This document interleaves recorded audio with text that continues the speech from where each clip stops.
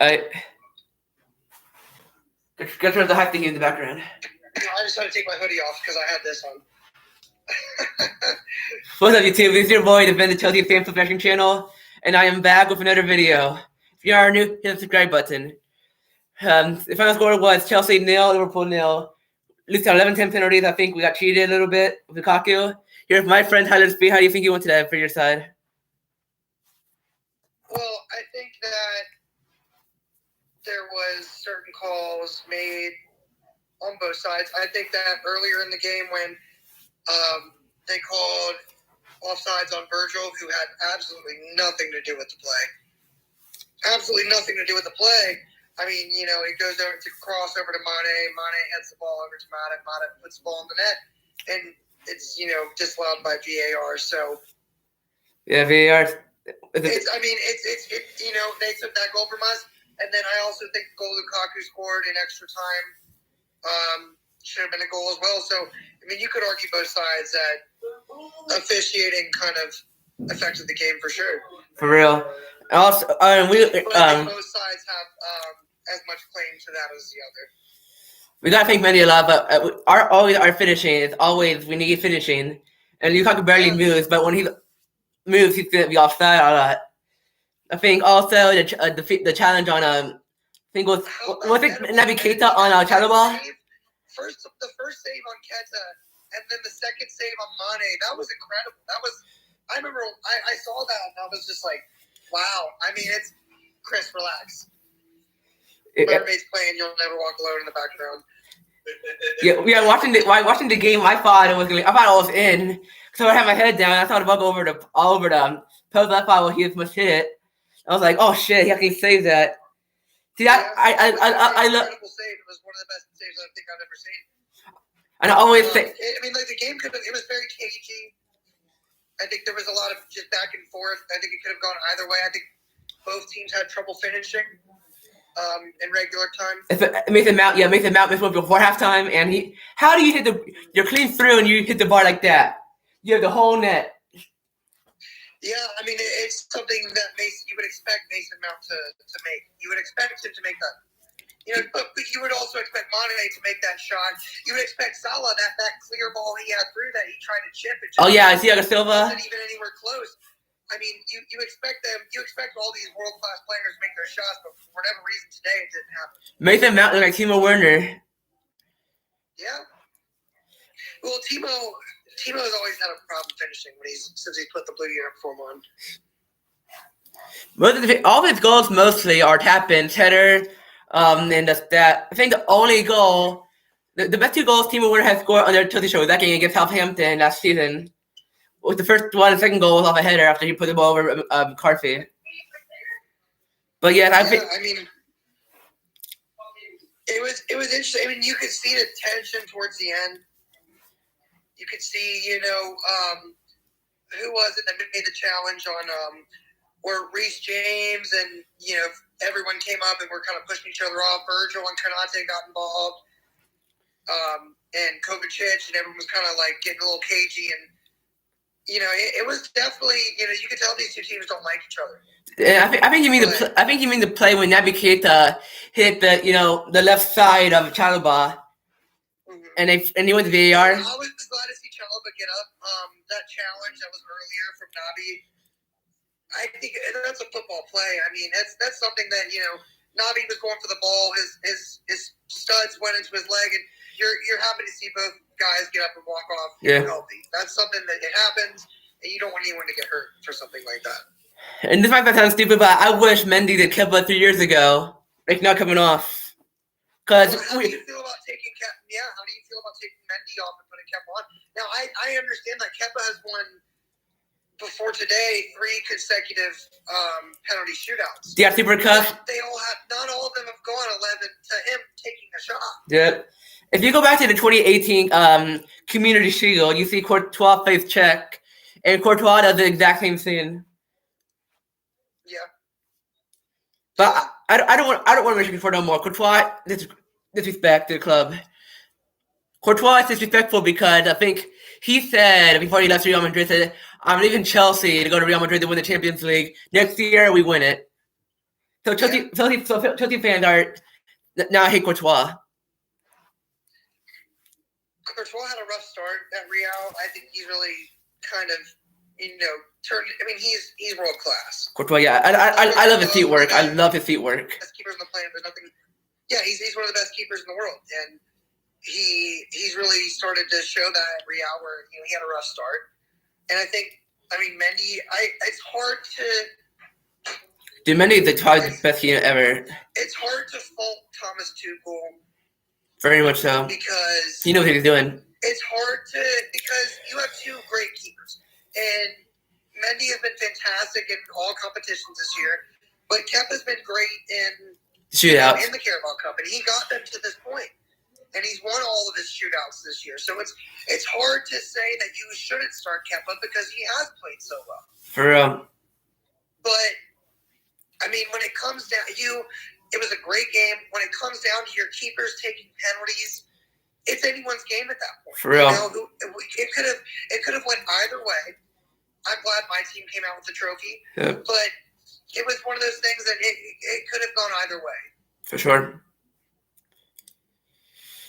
Well, we're still both playing for the quadruple. We still have the same competition as well, but you got the upper foot in the Premier League. Because I got a poll right now for my subscribers. Who do you think will win the Premier League? It's City or Liverpool, and I think I would like our quadruple more because I think we win all three domestic competitions. If we got ours, we win the FA Cup. We've already won the Carabao Cup, and then you take the Premier League trophy home. That we dominate England at that point. Sure. No one in England can say that Liverpool is the best team in England if you take those three trophies home, because no one in England's won a trophy but us at that point, unless an English team wins the Champions League that isn't us. Yeah. Which to me, the Premier League is more important than the Champions League. Mm-hmm. I think the most important thing for every English team should be to win the Premier League every single season. The Champions League is a fantastic prize. I think it's a great thing to win. If you could do both, that's it's just you're the best team. That's probably the best double you can get. That's probably the best double. Champions League in the same season, you're without a doubt the best team on the planet. Yeah, that's probably the best double you can earn in European football. That's probably the best thing you can do. Even when Liverpool, and was it 2018 and 19, or was it 19 and 20? When we came in second by 1 point behind Manchester City. Oh, yeah. And I honestly think those two Premier League teams were the best two Premier League teams of all time ever. And I think if that Liverpool team played any other season, they would have won the title. Any other year, they would have won the title, but they just so happened to play that well when there was another team that was just that much, just a little bit better. The Premier League it's winning the Premier League. Probably the best thing. Yeah, one of the best feelings. It's the biggest prize. It's bigger than the Champions League in my eyes. I feel it. Yeah, I feel it. See, that was a year. We always have a chance at that, but we're a little bit closer. That was back in 18-19, and the table was set. Yeah, you were one loss. Boxing Day. It was our title to lose, and we lost it. Everyone can say what they want about the COVID year, but the fact of the matter is we were 22 points ahead when the season got shut down. We were 22 points ahead of second place. So there's no one that can argue that Liverpool shouldn't have won the title that year. Yeah, it got shut down early. We came back and did whatever we did, but they were 22 points ahead. True. Plus, you should have won the title back in that year, because I remember the game was you needed to draw, but I think they called a goal off the line, went across the line. And that it all came down to John Stones' clearance off the line. If John Stones doesn't clear that ball, Liverpool wins the title. It comes down to that, and that's why this league is so exciting. That's why this game today was so exciting. Yeah, the Premier League is tooth and nail the hardest league in the world. In the most, there's not a league on this planet that can compare to the atmosphere, the drama, the competition the Premier League offers. No doubt. Competition. No doubt about it. The Premier League, not just the league games, but the EFL Cup, the FA Cup, the big upsets. Competition throughout the board, because you see bottom tier teams make upsets and knock out like Middlesbrough, Manchester United, whoever. You see that happen. It's the English league is the best league in the world. For sure.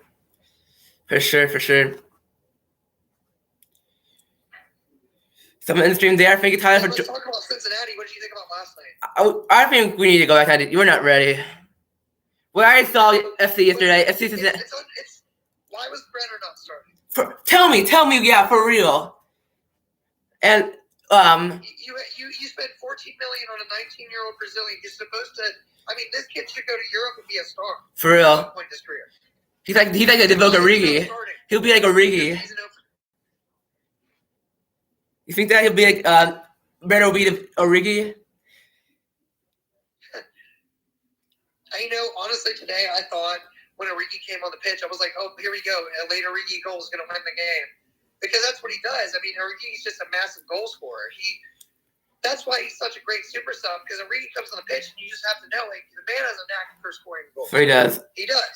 For real. He does. I mean, he's made big goals for Liverpool. He's made big goals for Belgium before. So it was interesting. I was nervous. When it comes down to penalties, I really think it's anyone's game at that point. I think the Forest Green Rovers could beat Liverpool in penalties if it came down to the right situation. Yeah, yeah. I think penalties are, it all. And shout out to Queenman Kelleher. He played a fantastic match throughout the entire game. For real. And to sink that shot as a keeper to come in. Welcome, Post. It wasn't like he made a save on Kepa, but if you looked at a lot of the goals Chelsea scored, Queenman made the right guesses. They were just a little too hard, but he's going to be a special keeper one day, and he's young, and I really feel like he could fill Allison's shoes when Allison passes the torch on. Yeah, sir. But back to FC Cincinnati. This is not the one. But let's go back to FC Cincinnati for real. If you go into the first goal of Austin FC, look how much space was open for that free kick. It's the biggest question I have is why is Lucio Acosta captain? For real. Because he has not shown in last season I do like Lucio Acosta. I think he's a fantastic player. But he's not shown any leadership skills whatsoever in the last 2 seasons. For real. So I don't understand why you give him the armband when you have plenty of other deserving players. And I want even do Tyron Marshall to be manager. I don't like this guy already. What did you say? I think Tyron Marshall should be manager because Tyron Marshall has the best coaching career in FC MLS history. Tyron Marshall knows how to use the game. Yeah, I thought Jaap Stam was going to be better. I think they kind of leaned a little too hard on the Dutch factor there, and just because you're Dutch doesn't mean you're a great football player. And there's a lot of great Dutch football players, but most of them are in better leagues. They wouldn't be in the MLS if they weren't great. And it's interesting to see people like Lorenzo Insigne come to the league. I want to go to. I want to go to that. Neymar said he wants to come to the MLS. Neymar? I'm sure Messi will be here at some point. So the MLS is going to get. We're going to have to spend some money to compete, and that's why I just don't understand the decision to not start Brenner. You spend so much money on a young player who's supposed to be the future of your club. The future. I just don't. I don't get it. I don't understand. I don't understand where the head is at, from management to general management to the presidency. I don't know what the plan is, and it's hard to really see where anything's going at this point. True. We're playing I think our USL team could beat Austin yesterday. I think even our USL team could have won that. I think our team yesterday could have beat Austin, but I think it all comes down to just they don't have any sort of mentality factor whatsoever. Austin's done something really great. They're very new. They're newer than we are, and they've been great for the MLS. They've been competitive. They've put a great product on the field, and that's something that we wish we could have done. And maybe we should take notes of what they've done, because we're fourth season now, and we have nothing positive to show on the field. Not close. Your brother, me, and Eric went to the opening game against the Portland Sounders on St. Patrick's Day, the first game at Nippert Stadium. We won 3-0, and there was so much hope and excitement, and everyone was like, "Wow, we're going to be good." And then just from there, it's been for real not good. I would like to bring this up because I always say our USL team is better because when in our first year we took out Schweinsteiger and Chicago Fire. Yeah. We all and we beat the crew, Columbus Crew, because we had better confidence and morality in the USL with players like who never played a game before in USL, and I want to say from the MLS because I thought we went to the MLS. I thought we were going to be even better because how we finished our last USL year. Well, you got more money involved, yeah. How we won the title in the USL is how Liverpool won it. Exactly how Liverpool did with the title a couple years ago. So they're running away with it with multiple wins and unbeaten runs. Because right when I started that season, I was getting hyper. What I think it all comes down to is mentality. I think the mentality at a club like Liverpool is when we're down by 2 goals, we're not out of the game. It's we're one of the best teams in the world, and there's nothing we can't overcome. And just like you saw a few years ago when Barcelona was up 3-0 on aggregate. And I kept saying. And I remember saying after Barcelona won, at Camp Nou, and I remember saying like Liverpool's going to win 4-0 at Anfield. And I didn't necessarily believe myself at the time, but I was like, yeah, like that's going to happen, and it did happen. And I think that turning it to another sport, football, the Cincinnati Bengals right now. When they're down by 14 points, you're not worried about it. You're like, okay, we have a good team that can fight back and fight to win games. When you look at FC Cincinnati, you don't see that. You don't see a team that can overcome adversity. You don't see a team that can deal with hardships and come back from a deficit and make a positive result from a game. If they go down 2-0, that game you might as well turn the TV off. Yeah, I turned it off at 3-0. Unless they get off to a positive start, it just once it goes downhill, it snowballs for them. That comes down to management. It comes down to a culture thing, which is, we saw it with the Bengals for years. You saw the culture. You saw them get disheartened. You saw them break down. And now,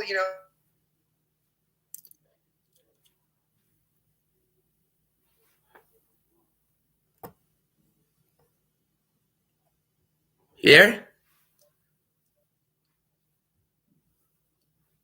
What's that, guys?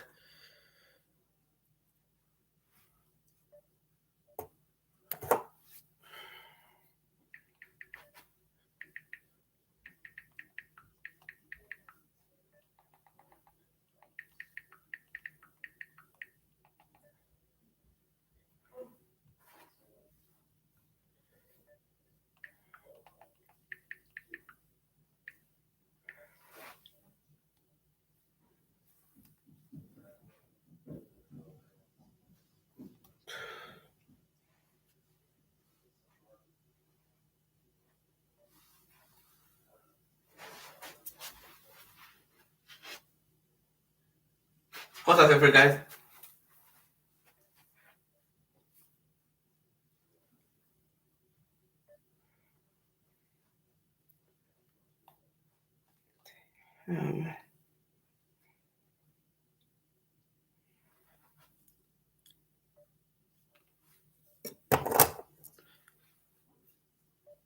And I'm going to have to end the scene there, guys. Thanks for watching of the Chels.